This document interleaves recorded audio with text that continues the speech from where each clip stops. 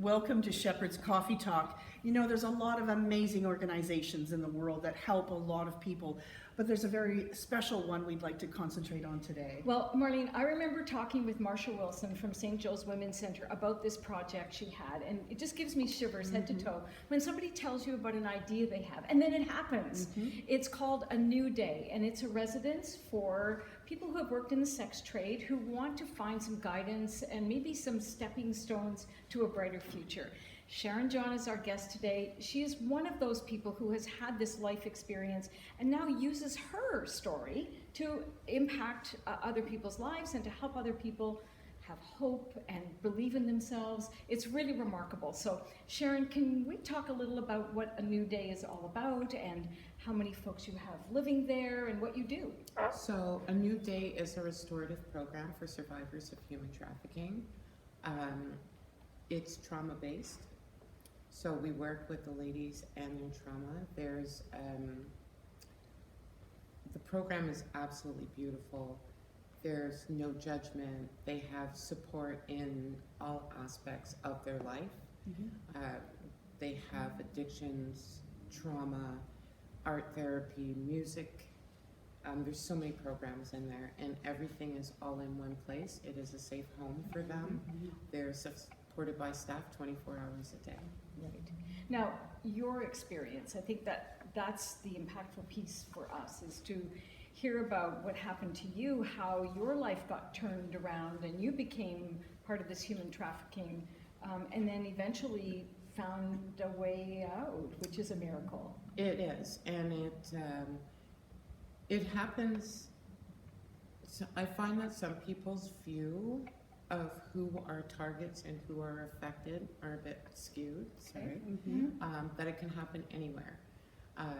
My trafficker I met at a wedding reception, and this is somebody who I thought that once we got to know one another, and he introduced me to family, his mother, I at a point of time fell in love with him, and I thought we were going to get married and have kids, but he had a whole other plan. Okay. And leaving him at a point that I was able to escape him, being in that environment, it's very challenging when you're trying to escape and you just run into so many of the other wrong people. And I ran into another man who I thought was going to help me as well, because that was the promise, but his plans for me were to have me work, and that's how I ended up here in Ottawa. I left him the same evening that he brought me into Ottawa because he threatened my life, and at that point I saw an opportunity to run, and I ran. Wow, how frightened must you have been? Yeah, it was terrifying, and thanks to a taxi driver who I didn't know Ottawa. It was my first time here, and when I left that man's vehicle, I ran, and there was a taxi driver in my direction, and he heard this man yelling at me. So when I got into the taxi, I told him, "You need to take me somewhere safe," and he took me to a shelter, to a women's shelter. Wow. And that's where my journey, like my healthy journey, began. I learned. How old are you at this time? I'm 50. No, but at this point. At that point, I would believe I was 29, 29, 30. About that. You said you didn't imagine your life, that you would live beyond that age of 29-ish. No. Yeah. So it is a blessing. I am very grateful and thankful to be alive today. Right. And I guess there are layers upon layers, too, that go along with this dark world of human trafficking, you know, addiction and alcohol and ways to cope with what you're experiencing. Yes, So that complicates things. it does. It numbs. A lot of traffickers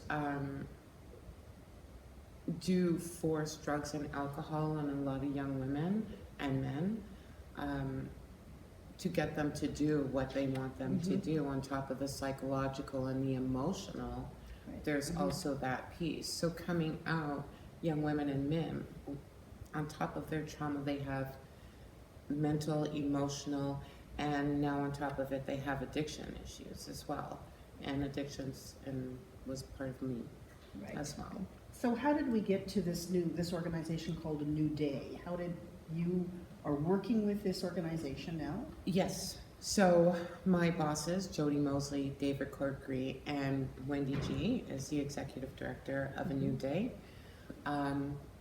They had a vision in our transitional homes with Stepping Stones Foster Care.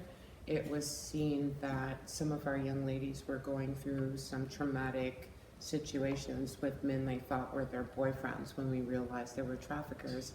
And my bosses realized that they needed a home for survivors of human trafficking that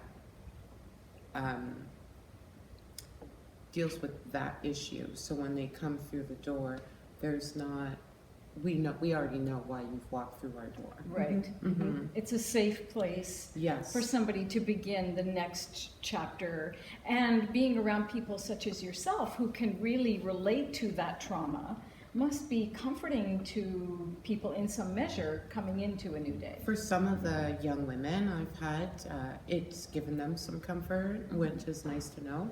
I am glad that I myself received support and people, there was no judgment, there was a ton of support, and people saw something in me that I couldn't see in myself at that time.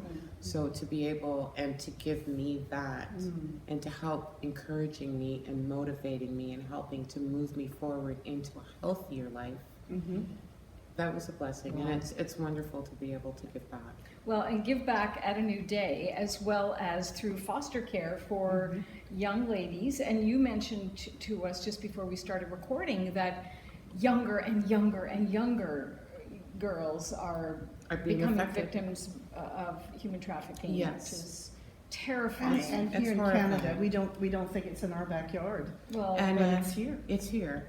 Yeah. it's here. And we need to get that awareness out there and let people know what are signs to look for.